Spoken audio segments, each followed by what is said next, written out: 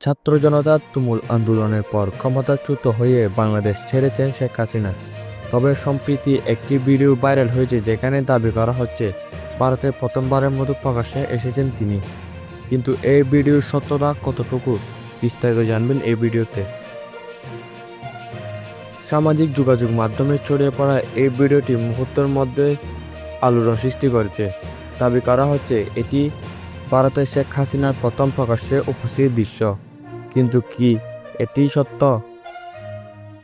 গভীর অনুসন্ধানে উঠে এসেছে চাঞ্চল্যকর তথ্য।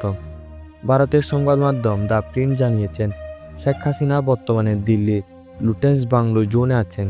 কিন্তু ভাইরাল এই ভিডিওটি কি আসলে সেখানকার? ভিডিওটি বিশ্লেষণ করে দেখা যায় এটি 2022 সালে যুক্তরাজ্যের একটি দৃশ্য।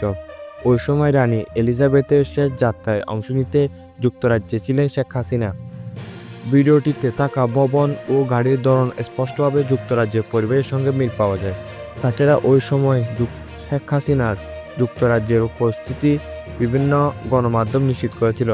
তাহলে স্পষ্ট ভাইরাল ভিডিওটি বিভ্রান্তিকর এবং এটি শেখ হাসিনা ভারতের প্রথম প্রকাশ্য উপস্থিতির কোনো প্রমাণ নয়। এ ধরনের গুজব ছড়ানোর আগে সত্য যাচাই করা জরুরি।